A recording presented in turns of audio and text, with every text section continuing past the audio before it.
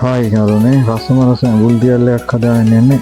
අපි බලමු මෙතන තියෙන ද්‍රව්‍යයක ගම් මිරිස් තියෙනවා, බෝග තියෙනවා, ලුණු, කරපිංච, ඒ වගේම නැවුම් හට්ටියක් තියෙනවා. අපි බලමු ඉස්සරහට කොහොමද මේක කරන්නේ. ඔය ඉස්සෙල්ලාම ඔන්න ගොරක ටික දාගන්නවා නැවුම් හට්ටියකට. අපි බලමු ඊළඟට මොකද්ද කරන්නේ කියලා. ඔව් ලුණු සල්පයක් දාගත්තා. ඊට පස්සේ මට වෙනවා ගම් මිරිස් ටිකක් ගත්තා. ඊට පස්සේ මොකද ඔය එක හොඳින් අතින් කවදාගම් කරගන්න ආකාරයක් වෙනවා හොඳටම. බලමු ඊට පස්සේ මොකද්ද කරන්නේ කියලා. ඔය හොඳින් කවදාම් කරගත්ත ගම් මිරිස් ටික ගොරක ගම් මිරිස් ලුණු නැවුම් හට්ටිය කවදාම් කරගත්තා. ඊට පස්සේ මාළු කෑලි පොඩි මාළු ඇඹුල් තියල්ලක් හදන්නේ මාළු කෑලි. දැන් ඒකේ ඒ කවදාම් කරගත්ත මිශ්‍රණය හොඳින් තවර ගන්නවා.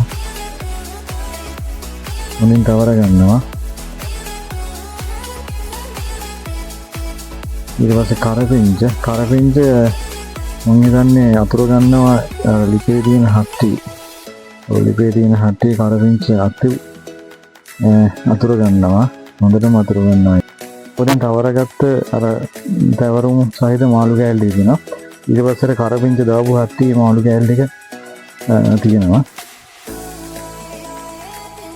ඔව් රයි කෑල්ල තියෙනවා අර කරපිංච දාපු හට්ටි කියන්නේ. හරි මේ ටික තියාගෙන අවසන් අපි බලමු ඊළඟට මොකද කරන්නේ කියලා.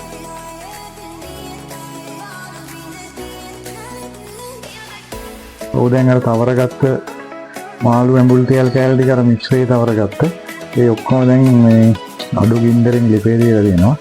ඇඹුල් තෙල් එක බලමු ඉස්සරහට කොහොමද මේ තත්ත්වය කියලා. ඔව් දැන් අර ඇඹුල් තෙල් එක හොඳට පැහැෙන ආකාරයක් වෙනවා. හොඳට ගින්දර ලිපේ ඇවිලෙනවා දරත් එක්ක. දැන් හොඳට නටාගෙන ඉන්නේ ඇඹුල් තෙල් එක.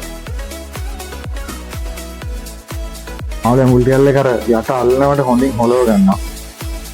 හොඳට හොලව ගන්නවා. අන්න එහෙම තමයි අර යට කරපිංච කොලක් තියෙනවා. එතකොට අර උඩ හොඳට පැහිච්ච ඉස්ම ටික යට ගිහිල්ලා මාළු ඇඹුල් තෙල් එකේ හොඳට කෑල්ල තැවරෙනවා. අන්න එහෙම තමයි හොලව. දැන් ආයෙ ලිපෙන් තියෙනවා. එහෙම හොලවගෙන ඉන්නවා. අර හදාගත්ත මාළු ඇඹුල් තෙල් රස පාටක් වෙනවා. දකුණේ ක්‍රමයට හදාගත්ත මාළු ඇඹුල් තෙල් එක.